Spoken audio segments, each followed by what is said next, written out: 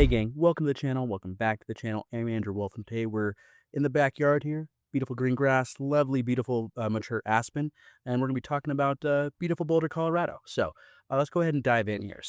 We've talked a lot in this channel about being really strategic, thinking ahead and planning for the future when we're thinking about buying a home. And so I don't think it's fair to have that discussion without having the discussion of like, hey, I'm considering moving to Boulder. What does that look like 5 to 10 years in the future? Is it a good fit for me? Is it gonna be a good move? What kind of return am I gonna get?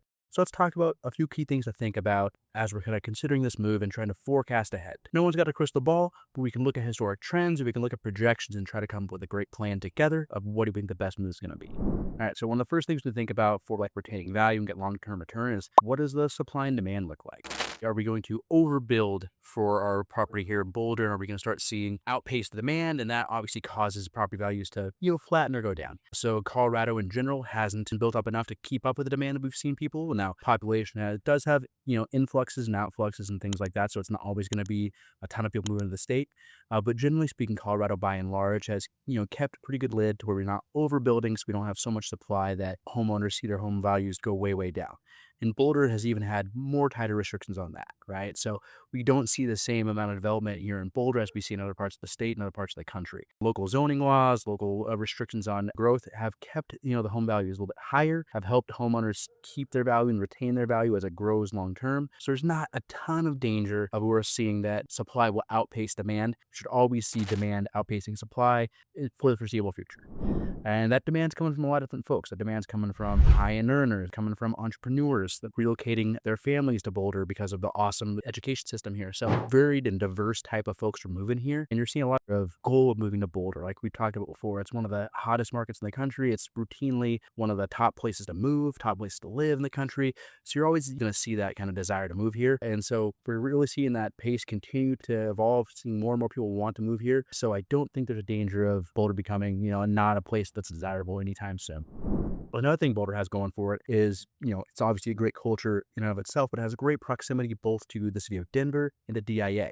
So a lot of folks who are maybe living in Denver, working in Denver, and getting tired of that big city grind, or maybe they're relocating from out of state and are taking a job in Denver, they want to have that separation. They want to have, be able to drive into work and have that big city gig or, even a big city entertainment, but live in a place that's got a little bit slower pace, a little more sense of community. Boulder has that in spades. The Boulder bubble, it's called. So you can get that sort of protection from distance from the city where you're not going to have as high density of population, maybe not have as high pace of lifestyle, but you can certainly go access it. And obviously, if you're a person who works in Denver, it's easy to get there. It's, 30, 40 minutes, depending on traffic. Not that crazy of a haul if you do work in Denver and want to make your home in Boulder.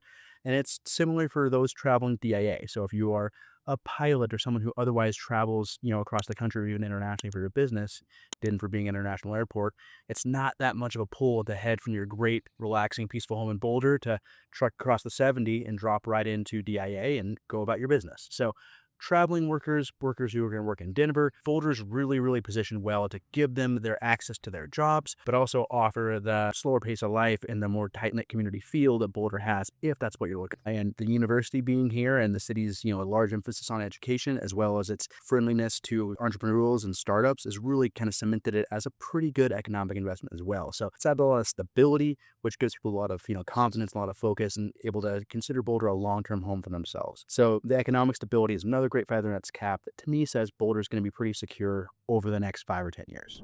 And another big reason why people come here, we've talked about a lot of really great economic conditions. We talked about the restrictions on new development. There's going to hopefully keep your home values high, economic opportunities both in Denver and Boulder, access to DIA, all that stuff is really great. But I think one of the things we can reliably say is never going away is still to this day going to be the biggest draw for people moving to Boulder.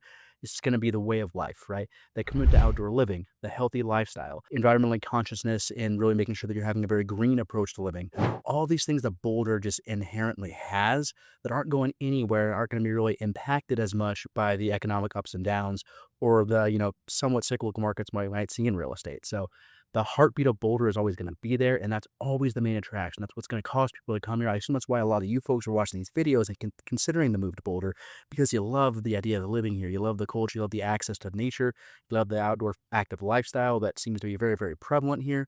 So that's why people come to Boulder, and that's not going anywhere, guys. So that's insulated from economic factors. All right, so we talked a lot about, some of the great business and social environments that are going to attract people here, and all that leads to Boulder being a really, really strong long-term investment. So Boulder's outperformed the national average year in and year out for a very long time now. It's not a reasonable expectation to think that home prices are always going to rise every single year perpetually. There's going to be times where home prices are for pretty flat. There's going to be maybe when times where certain products do see a little bit of a dip in pricing. But a lot of these factors we talked about, the economic and social and environmental attractions are going to bring a consistent batch of new buyers in here, is going to mean that Boulder's going to be very, very strong. It's going to perform very well in up years.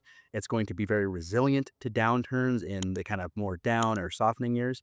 And even if there is a bit of a dip, Boulder tends to recover very, very quickly because, again, they're not overbuilding. There's always an attraction and influx of buyers, and people really want to make this their home. So all those factors lead it to being a great long-term investment. So if you're considering moving to Boulder and that long-term 5, 10, even 20 years out is going to be a big factor in decision-making, I think you can make a very confident decision in making Boulder your next home. There's never no risk, but if you're thinking long-term, Boulder can be one of the smartest moves you can ever make. And obviously that starts with having a very strong strategy, working with me as your buyer's agent or a buyer's agent you trust to make sure that you're identifying great neighborhoods and looking at the historical values of every property that you're considering and understanding how they are going to project to perform. Again, no one's got a crystal ball, but we can do our best to give you the most information we have and so make sure you're very equipped to have that long-term return. And obviously how you buy it matters. So you want to make sure that you're working with a great lender like Henry Russell that can make sure that you're having a great strategy behind how you choose to buy your home so you get the best return in the long run.